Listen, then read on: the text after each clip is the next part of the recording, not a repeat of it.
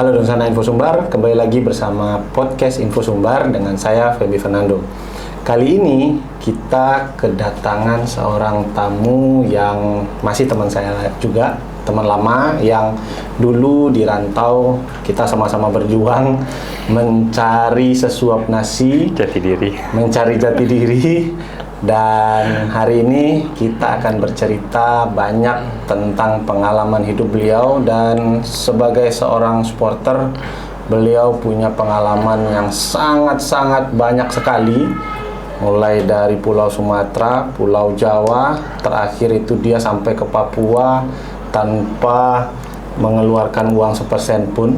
Nah, bagaimana perjalanan hidup dia, dan beliau juga memiliki banyak sekali pengalaman hidup yang secara pekerjaan, kehidupan, bahkan sampai sekarang akhirnya pulang kampung. Bagaimana ceritanya? Kita langsung bertemu dengan beliau, Bang Adal Bonar. Feby, apa kabar, Bang? alhamdulillah sehat walafiat. Sehat. Kembali ke kampung, Bang. Pulang kampung. Bang, kita bahasa Indonesia aja nih, Bang, ya. Oke, siap. Sudah berapa lama, Bang, di kampung, Bang? Saya di kampung pas 1 tahun. 1 tahun? 1 tahun, pas bebas. Wih, bebas? Ada apa ini, Bang? Bebas dari mana ini? Gimana itu, Bang, ceritanya, Bang? Karena memang saya sempat mengikuti Abang waktu 2019. Ya. Lalu setelah itu saya pulang kampung, 2018 saya sempat pulang kampung. Waktu itu masih sama teman-teman ya di Jakarta ya, masih bikin film pada saat itu, ngajak teman-teman bikin film juga, anak-anak Spartak. Cuman kita semua terkaget-kaget, Bang. Ada apa, Bang, waktu itu, Bang? Kenakalan remaja di era informatika mungkin. Asik, kenakalan remaja. Jadi waktu itu saya dulu maniak, saya maniak ganja. Oke. Saya pemakai. Nah, karena persoalan waktu itu, karena ganja harganya mahal di Jakarta, dan juga antisipasi cepu, gibus cepu lah, antisipasi cepu waktu itu. Akhirnya saya punya jaringan di sini, saya di Sumatera Barat, saya kirim ke Jakarta. Kalau di Jakarta 1 on ganjanya cuma 1 juta, kalau di sini saya beli 2,5 juta 1 kilo. Oke. Tapi dulu mana, Bang? Ada. Ganas. Tapi itu pada saat 2019 terakhir itu. 2019. Pada saat itu terganjal Masalah narkoba saya masih make. Dan itu setelah itu mengikuti persidangan. Ya. Sampai akhirnya divonis. 4 September saya disikat. Saya lagi di kantor waktu itu. Lagi kerja, bro. Saya lagi kerja, terus ribut-ribut, saya di lantai 2 juga, terus ribut-ribut di bawah. Mana Adal? Saya, ini ada apa nih, saya bilangnya. Jam 10 kurang lah, 10 pagi. Terus saya turun ke bawah, terus lihat, wah ada apa nih rame-rame gitu kan. Oh rame, lihat, ada apa nih rame. Terus tanya, lu ingat gua lu? Tanya kan. Ya, Bang, kita busar itu. Ketemu di mana ya, Bang? Kita ketemu di stasiun Tebet. Udah kebakar, nggak tahu udah. Karena semalam sebelum kejadian itu temen nanya, masih ada cimeng lagi nggak gitu kan. Udah nih, saya bilang udah rame-rame gini, udah kebakar. Untung saya masih berpikiran waras, udah kebakar nih saya itu. Karena kita main api kan. Oke. Udah datang waktunya kebakar, udah nyerah. Kantor udah dikepung. Menyerahkan diri baik-baik pada saat itu. Udah dikepung. Dan memang pada saat itu di kantor tidak ada keributan yang memang. Nggak ada. Tapi saya juga bikin kesalahan paling besar dalam hidup saya di kantor itu adalah saya bikin malu kantor. Itu yang bikin saya, penyesalan paling besar saya itu adalah saya kerja di sana, saya dapat ilmu di sana, terus saya bikin malu di sana. Karena kantor juga itu salah satu penyesalan dalam hidup saya paling besar. Saya mengecewakan orang-orang baik sama saya itu sih. Dan pada saat itu ya udah langsung dibawa ke Polres Jakarta Selatan, diinterogasi selama 3 hari. Saya di BAP, 3 bulan di Jakarta Selatan, saya pindah ke Cipinang. Dan di persidangan Persidangan saya divonis 5 tahun subsidiar 2 bulan. 5 tahun subsidiar 2 bulan. Pada 2019. 2019. Vonisnya saya waktu itu sebelum Maret saya vonis. Maret 2020 pas sebelum Covid lagi ini. Ya. Oke. 2020 sampai 2023. 20 Januari 2023 saya bebas. 20 Januari. Ya, bebas apa masa. Bang Abang lakukan selama dalam masa penyegaran? Nah, saya melihat penyegaran. Karena gini, ketika kita bertemu di 2017 terakhir, Abang masih belum seperti sekarang lah bodinya nih. Tapi ketika keluar sempat melihat beberapa cerita juga gitu kan. Banyak kegiatan yang Bang lakukan di dalam rumah. Jadi pas waktu saya waktu saya ditangkap itu masih diberi kewarasan lah. Saya masih waras, otak saya masih waras. Saya kebakar. Terus saya balik lagi imajinasi saya balik lagi ke masa lalu, yaitu dunia penjara. Tan Malaka lah, apalah. Untuk saya masih bikin waras. Hatta, saya pernah juga ke Bovendigul dulu kan. Saya pernah ke Bovendigul, tempatnya Hatta Syahrir dulu di Bovendigul sana, Papua. Terus otak saya langsung berpikir buku. Makanya ketika saya setelah BAP, saya naik ke blok tahanan. Hal yang pertama saya tanyakan adalah ada buku nggak dalam? Banyak tadi ya udah. Di situ saya kesadaran itu, akhirnya saya udah mungkin di sini jalan saya memperbaiki apa. Alhamdulillah masih diberi kewarasan itu, akhirnya saya banyak belajar agama, belajar apapun di dalam. Jadi gitu. Oke. Sehat juga? Sehat. Dan katanya di dalam fitness? Ya, saya juga di dalam nge-gym waktu di Lapas Cipinang, tapi di Polres saya udah olahraga. Sudah mulai olahraga juga. Karena saya harus bagaimana menjaga kewarasan, saya harus fresh dalam itu. Satu lagi keluarga jauh di Payakumbuh. Oke. Saya nggak mau, karena saya belajar kalau saya stres di dalam itu akan nyampe ke ibu saya, kayak ikatan batin kan. Itu saya belajar. Terus saya bagaimana menghasilkan dopamin dalam otak saya, terus ketenangan. Akhirnya waktu itu saya di Polres itu saya dapat ilham, saya bikin bio namanya. Kegiatan saya bio itu adalah belajar, ibadah, olahraga. Oke. Udah, jadi hal tiga ini terus saya putar tiap hari. Saya belajar, terus saya ibadah, terus saya olahraga, terus saya asupan buku, terus teman-teman datang besuk saya waktu itu di Polres bawa buku, itu saya bikin bersyukur sih. Oke. Dan sedikit kita tarik lagi ke masa lalunya, Bang. Ketika sebelum terjun lagi ke dunia hitam tersebut. Nah, bagaimana Bang melepaskan diri? Karena pada saat itu kan ada kejadian nih, terbakar gitu kan, mendapatkan hukuman. Nah, lalu bagaimana Bang melepaskan diri, Bang? Mungkin melalui perenungan, saya ngerasa seperti ini Dulu saya pernah melakukan perjalanan, kalau kita hitung dari Aceh mungkin sampai Papua ada jarak kan. Di dalam itu saya melakukan perjalanan yang jauh ke dalam diri yang tak terukur. Itu yang saya bersyukur. Yang kedua, ibu sih. Ibu saya, mungkin saya ingat banget dulu saya beberapa kali kedapatan barang saya, narkoba saya sama ibu saya di rumah. Saya masih ingat tuh 2018, ibu saya terakhir tuh ngomong tuh pas dia kedapatan barang saya tuh, cimeng saya. Kalau ketangkap kamu, katanya gitu, saya nggak akan pernah lihat kamu dalam penjara, kata ibu saya. Beneran, doa ibu saya dijabah, saya ditangkap di Jakarta. Saya ditangkap di Jakarta. Ini benar nih, saudara. Itu hal-hal itu yang bikin saya Satu lagi, mungkin dulu karena saya pernah kemana-mana lah di Republik ini, pernah ketemu teman-teman napiter Poso. Saya pernah masuk Poso, Papua, Kalimantan, perbatasan Timor Leste, mana lah.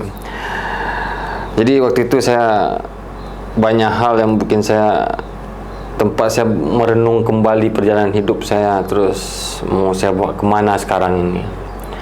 Itu sih lebih kepada tempat di mana saya balik lagi ke masa lalu, mengumpulkan kisah-kisah semua pengalaman masa lalu, terus saya kumpulkan dalam penjara, terus saya olah, terus saya harus kemana.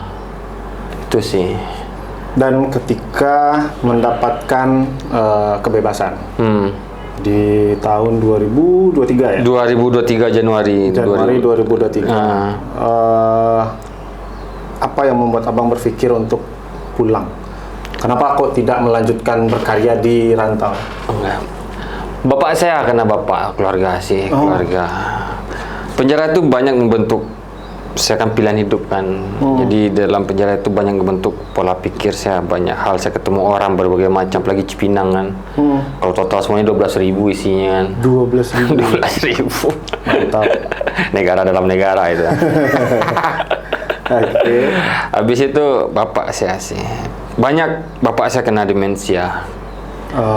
Demensia tapi belum parah kan, belum parah karena masih kebawa ingatan masa lalu, masih ini suka marah-marah. Terus bapak saya pernah tabrakan di dalam. Nah, penjara itu membuat saya, banyak teman-teman saya ditinggalkan orang tua dalam penjara.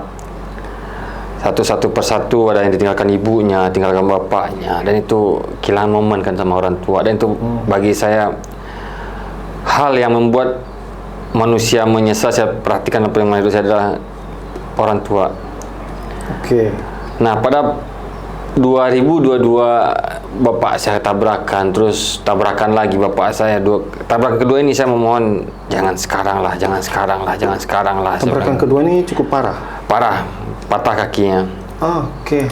Terus bapak saya, jangan sekarang. Saya mikir jangan sekarang ya Allah, jangan sekarang, karena bagi saya belum sempat lah buat ya berbakti atau apapun lah itu. Jangan sekarang, saya nggak mau nyesal dalam hidup saya. Itu yang bikin saya bebas, saya harus pulang. Oke, jadi karena orang tua akhirnya memutuskan pulang ke tanah kelahiran, ya, berkarya di Payakumbuh. Payakumbuh. Dan apa yang abang lakukan di Payakumbuh? Karena saya pola hidup ya, saya merubah pola hidup saya vegetarian. Saya banyak dapat hikmah di dalam sana, saya belajar. Persoalan kita hari ini adalah stunting. Stunting di atas tanah yang subur. Dan saya menjadikan tubuh saya sebagai kelinci percobaan. Saya vegetarian, dan di penjara vegetarian, penjara itu paling mengenaskan bagi saya. Kita makan ya makanan seadanya kan. Tapi di situ saya termotivasi waktu saya nge-gym di lapas di Rutan Cipinang. Ya orang ada dalam itu kan, mereka punya whey protein, mereka punya asupan yang bagus, sana ada duit bagus, punya duit lah. Terus saya nggak punya duit. Terus saya bilang gini, berapa kali mereka nawarin saya beli ini tanya, tapi pakai duit sendiri bos, duit nggak ada. Ini dibayarin nih kayaknya. Wah ini dibayarin sama bos-bos nih. Tanya enggak, cuma dikasih saran doang, duit nggak ada. Cuma diberikan saran ya. Waktu saya di Blok Tipikor kan, di Blok Tipikor saya berteman dengan ya napi-napi Tipikor di sana, berteman dekat lah. Terus saya mikir gini, jadi tantangan lah kan, saya punya tantangan seru sih. Saya nantang diri saya, kan makanan penjara itu cadong namanya.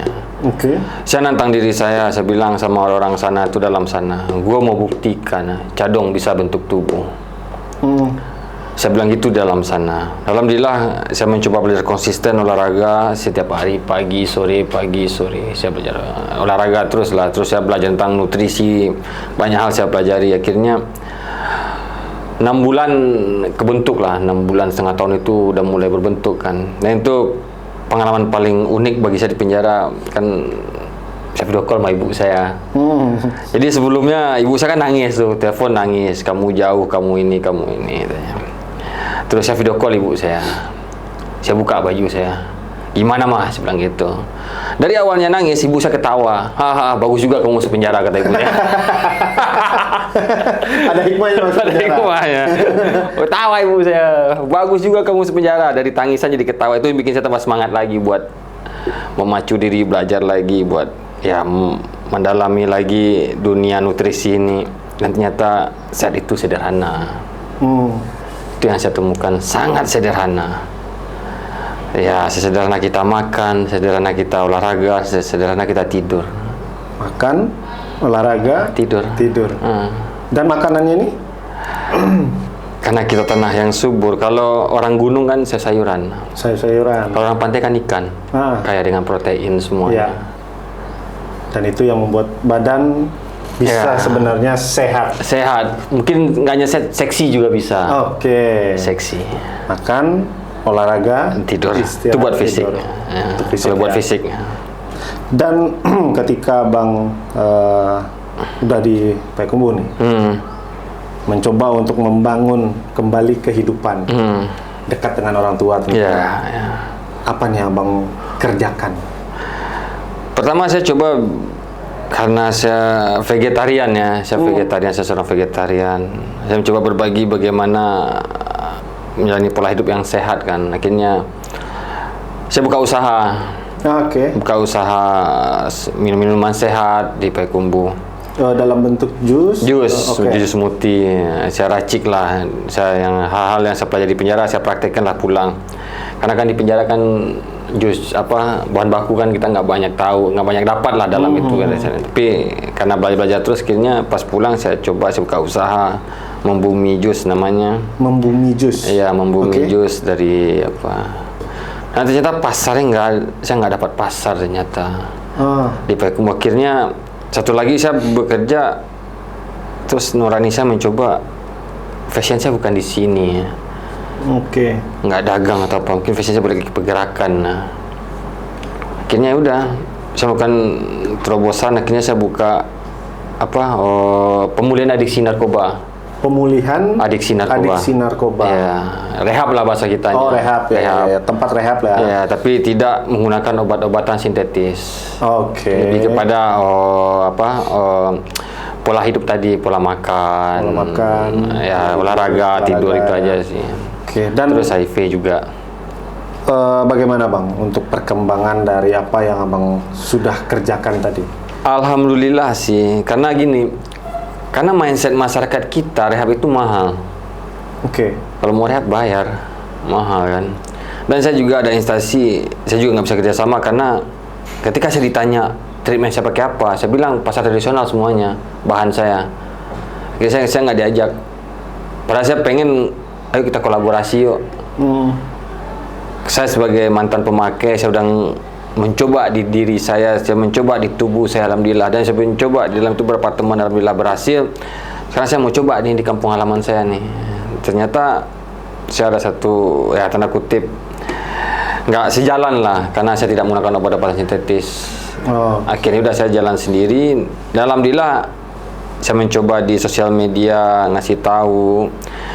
Terus alhamdulillah ada aja yang datang.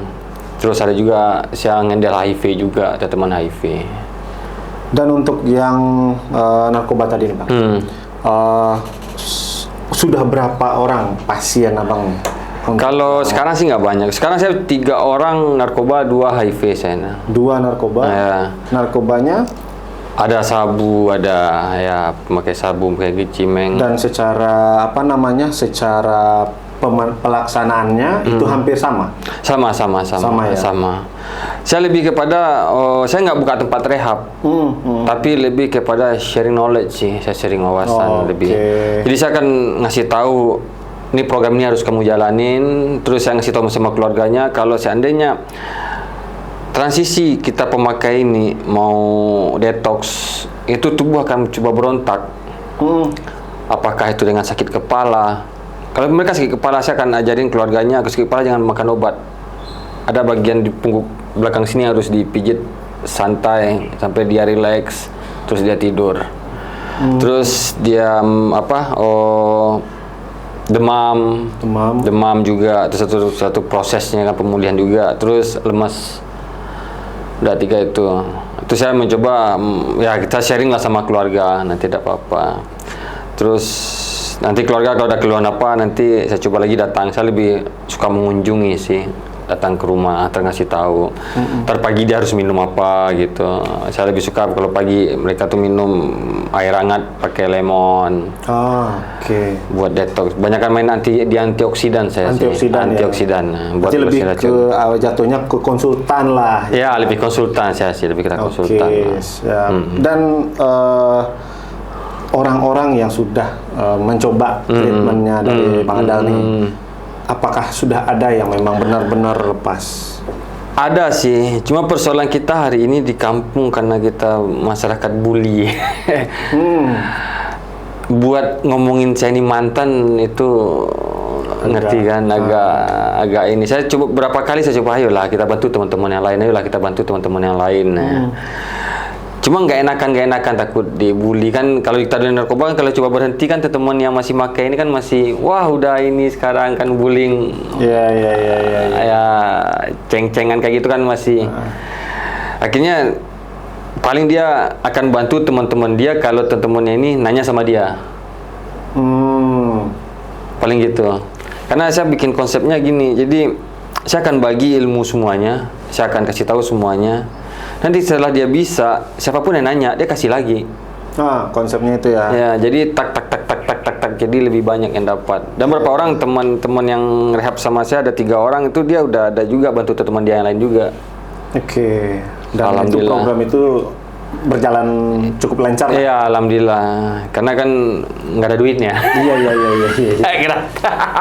Karena itu tadi pola makan, pola istirahat, olahraga, kalau buat fisik. Oke. Dan untuk sampai hari ini nih, apakah abang punya misi atau visi ke depan lah, untuk setidaknya kita mencoba bersama-sama nih, dari abang sendiri dulu kan. Bersama-sama bagaimana untuk melepaskan jerat narkoba ini kepada anak-anak muda nih. Karena kan kita sama-sama tahu lah Bang, kalau untuk di berita daerah-daerah sana itu bahkan hampir setiap hari ada berita penangkapan. Nah, mungkin dari abang ada hal. Jadi gini, kita ini masuk jalur sutra narkoba Sumatera Barat. Siap. Itu saya dapat 2017 saya udah dapat datanya. Terus saya di Cipinang juga, saya teman-teman sama teman-teman ya yang memegang kekuasaan narkoba Indonesia lah. Jadi Sumatera Barat ini kayak kampung saya nih, Payakumbuh 50 kota itu jalur sutra. Karena makanya peredaran barang itu susah untuk Cuma persoalan hari ini adalah bagaimana caranya masyarakat tahu ini zat ini berbahaya, ada knowledge-nya kan. Selama ini kan kayak saya nggak tahu, saya taunya enak doang. Saya taunya saya pakai cimeng karena enak, saya pakai sabu karena enak.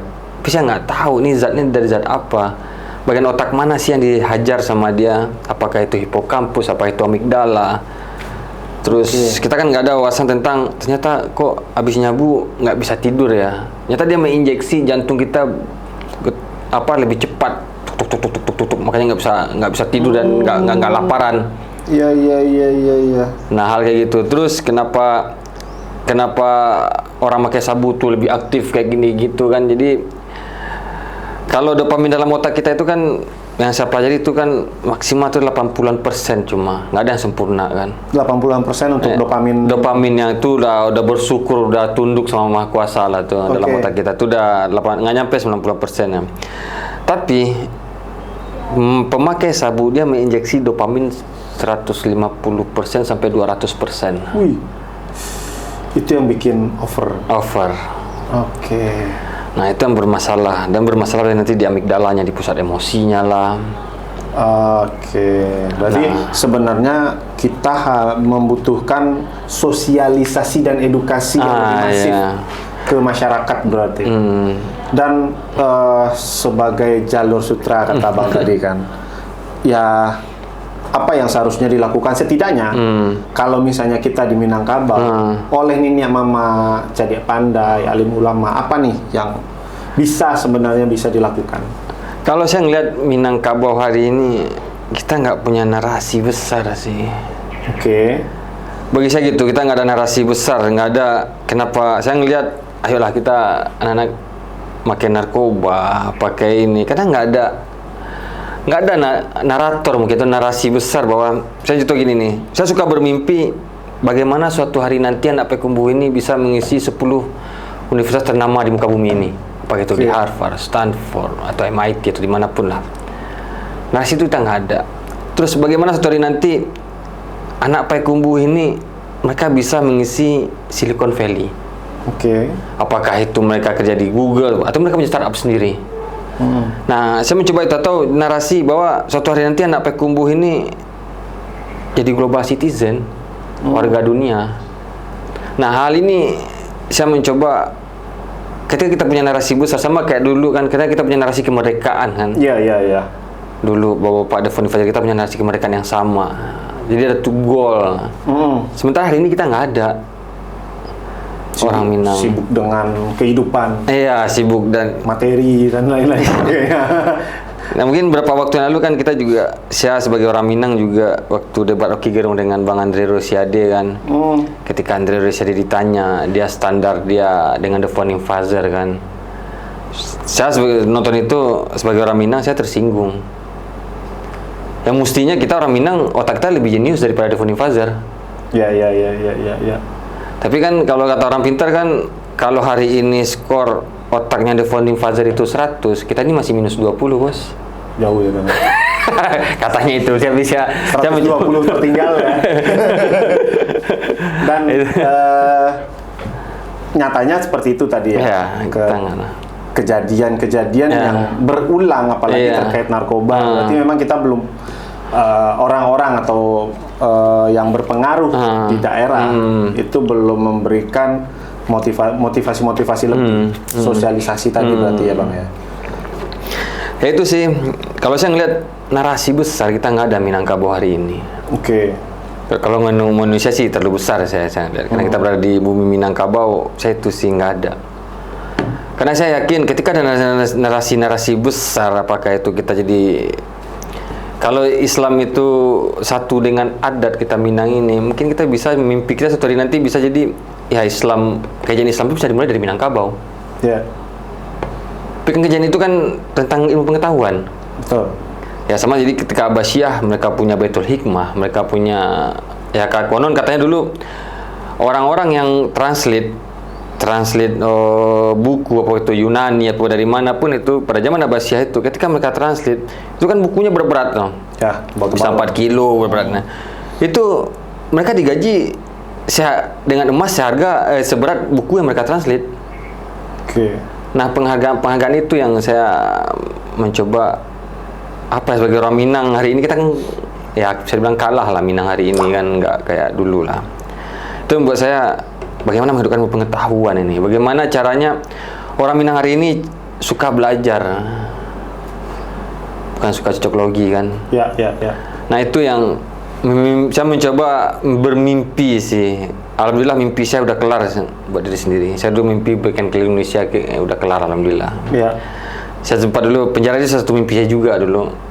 Saya 2017 pernah dulu pengen sih gimana sih dunia penjara sih. Penasaran yang terjawab ya. Penasaran yang terjawab ya gitu ya. Salah satu itu dulu, saya penjara itu satunya dulu 2017 saya pernah ngajuin di Payakumbuh dulu. Bisa gimana cara saya hidup di dalam penjara 2 minggu aja tanpa kasus, nggak bisa. Ini orang gimana ini di dalam penjara. Mungkin itu salah satu doa juga, mungkin saya dijabah. Satu saya masih pemakai juga, akhirnya ya banyak simpul-simpul kehidupan yang bertemu kan pada akhirnya kayak gitu. Dan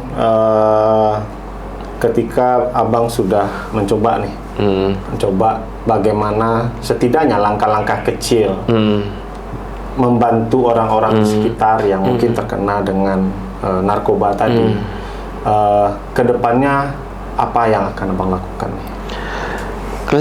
Kalau saya optimis untuk melakukan ayolah ini nggak berguna.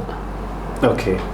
Nggak berguna. Menyuarakan itu ya? Iya, nggak berguna karena sampai detik ini sejarah dunia narkoba di muka bumi ini tidak ada yang happy ending. Oke, itu Dunsana Info Sumbar dimanapun berada, sejarah narkoba itu tidak ada yang happy ending, semuanya maut ya. Nggak ada. Saya sampai Cipinang dan nggak ada yang happy ending, nggak ada. Tidak ada yang happy ending. Nggak ada yang, semuanya penyesalan semuanya. Tidak perlu didekati, jauhi aja, hindari semuanya. Emang ya? Ya itu sih yang satu ini, nggak ada yang happy ending. Jadi saya juga ngerasain kayak gitu juga sama keluarga saya kan. Jadi kita sama keluarga juga terbebani pikiran juga kan. Ketika pikiran terbebani, kortisol hidup, penyakit keluar. Oke, ketika kita punya beban hidup, penyakit-penyakit ini muncul semua. Muncul lagi gitu. Yang namanya sakit kepala. Kan banyak orang tua karena mikirin anak, saya punya teman orang tuanya meninggal kayak gitu kan. Hanya karena masalah ini. Masalah yang mikirin anaknya makin narkoba. Karena setelah saya dalami di dalam penjara, ternyata betul. Ketika orang tua ini stres mikirin anaknya kan, hormon kortisol kan hidup, dia menghidupkan lagi penyakit yang harusnya tidur kan. Hormon kortisol ini ya.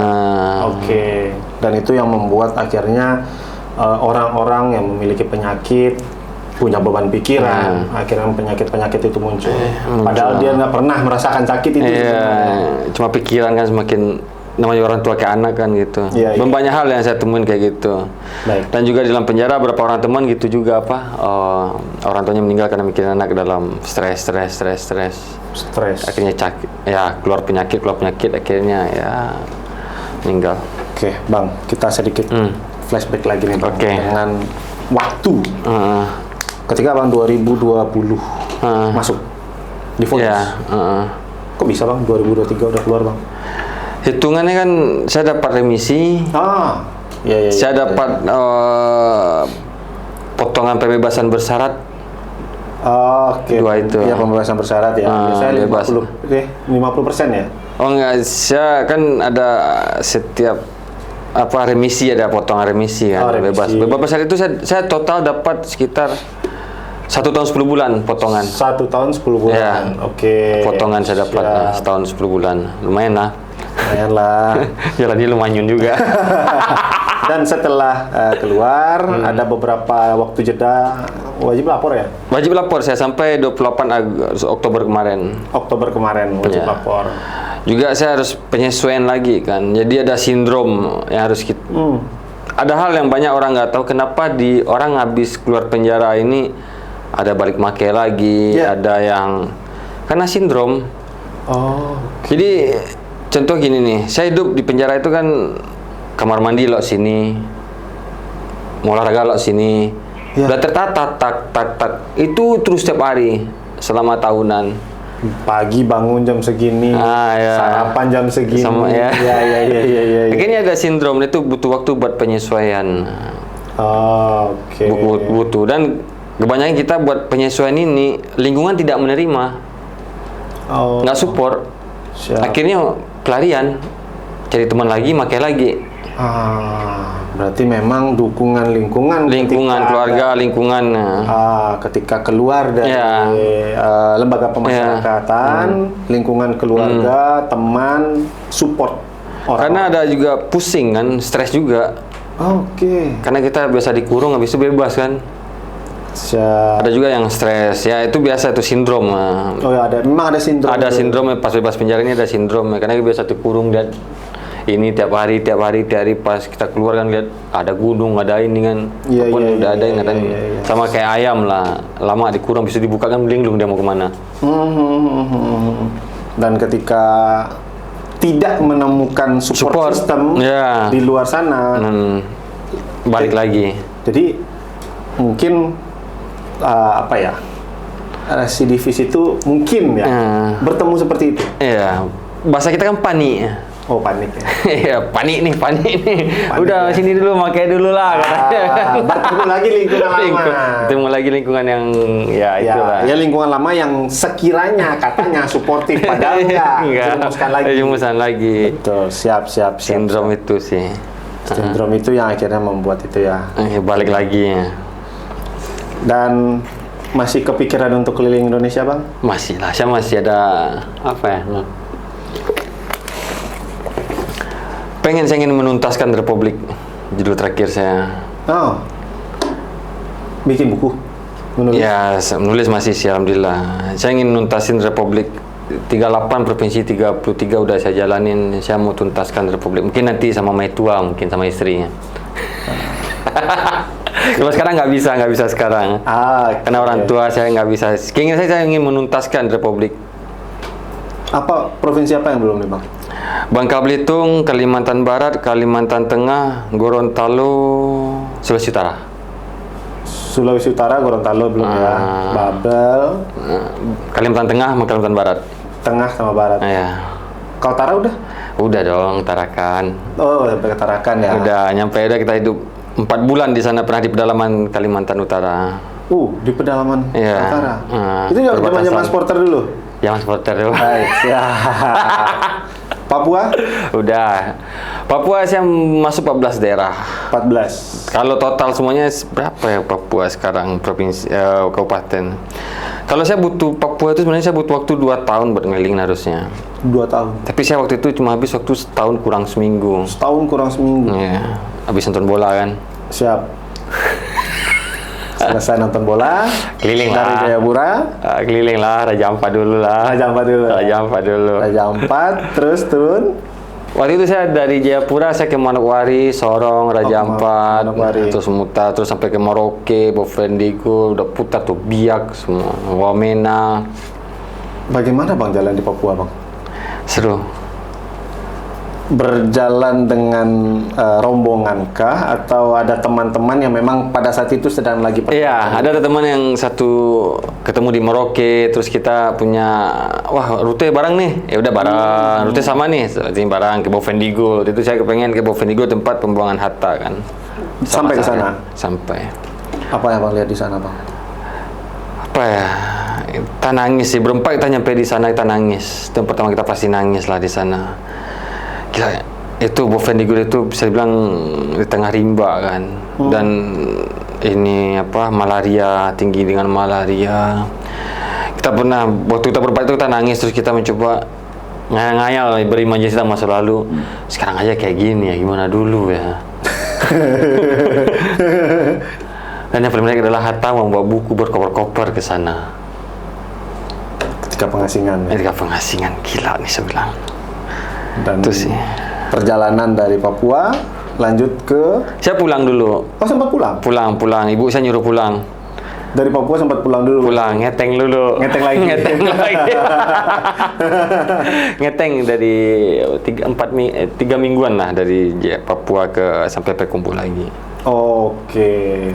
Saya ngeteng lagi. Waktu itu ibu saya nyuruh pulang. Saya lagi di Raja Ampat untuk kedua kalinya waktu itu. Yang ke NTT berarti setelah pulang dari Papua? NTT saya 2015. Oh, Akhir.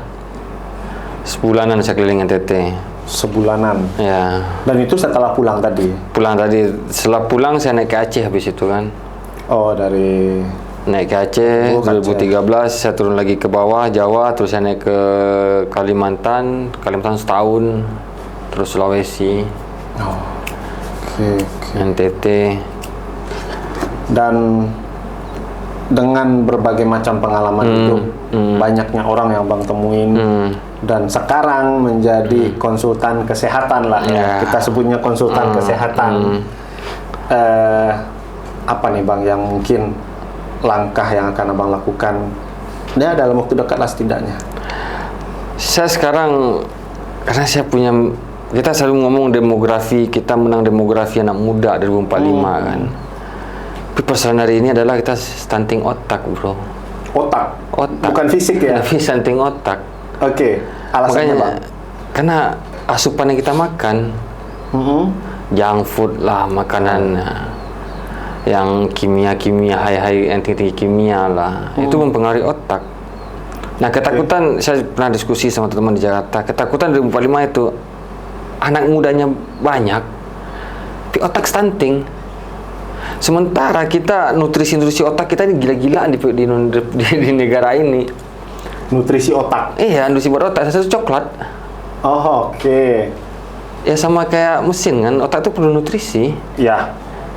Nah persoalan itu kenapa, ini lama nih mikir nih, lemot. Bukan lemotnya, mesin ini nggak bekerja. Oh gitu. Kan gitu kalau Siap. stunting otak itu ketakutan. Saya punya mimpi itu, bagaimana nutrisi ini nih bisa diakses oleh masyarakat. Untuk otak tadi ya? Untuk otak. Karena kalau otak udah diisi, tubuh pasti ngikutin. Tubuh ngikutin? Iya, karena protein atau apa. Oke. Dan tadi Abang menyebut coklat. Seberapa besar sih pengaruh coklatnya? Wah, gila coklat tuh bos. Coklat itu kan berasal dari Amerika Tengah, Amerika Latin. Amerika Tengah ya? Iya. Kalau di sana suku Aztec Mamaya kan menganggap itu kan food of the gods, makanan para dewa. Oke. Jadi mereka sebelum mereka ritual-ritual itu mereka makan coklat dulu. Nah terus setelah diteliti kesininya, terus Eropa sekarang nomor 1. Kita ngomong coklat kan Eropa. Ya, Swiss dan teman-teman lah. Sementara di Eropa tidak ada satupun pohon coklat yang tumbuh. Itu dia. Mereka tidak punya coklat sebenarnya. Coklatnya dari Indonesia. Dari Kita ngirim negara bijinya. tropis lah, negara Iya. tropis lah.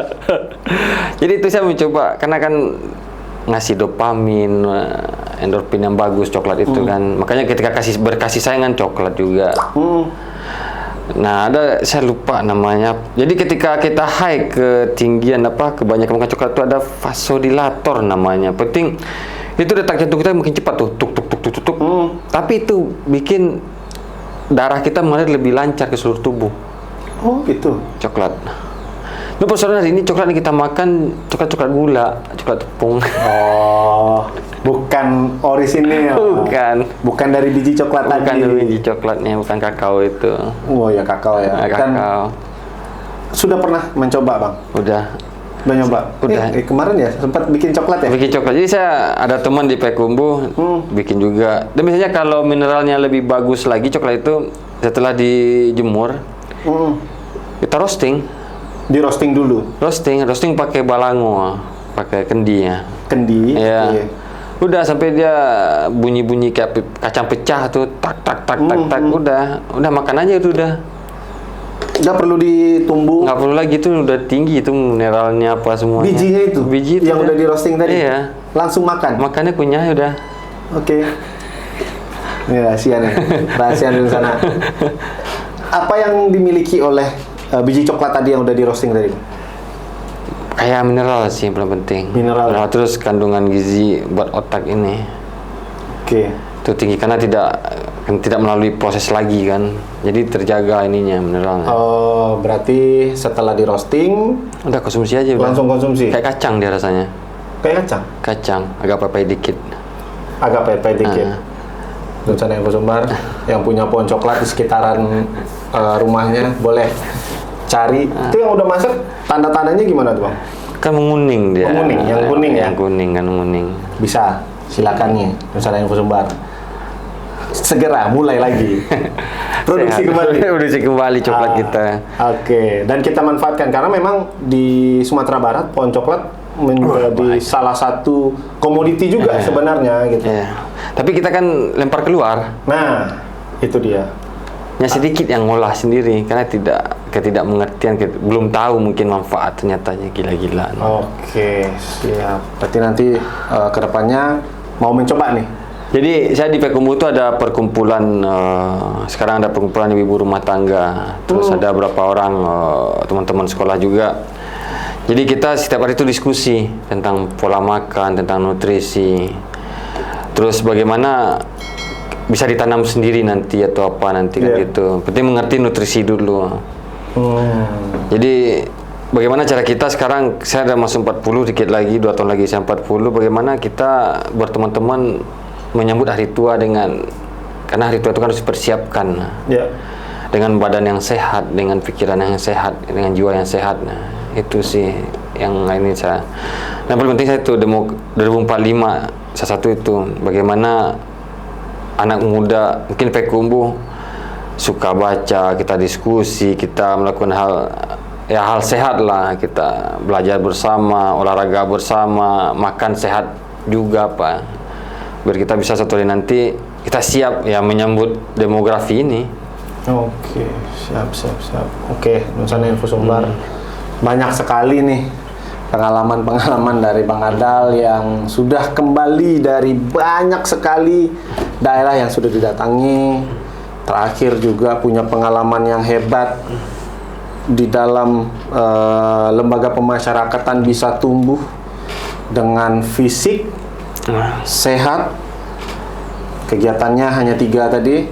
Bagaimana bisa makan yang sehat, belajar, olahraga, ibadah, dan beliau sekarang mencoba untuk bagaimana menularkan hal-hal positif di kampung halaman.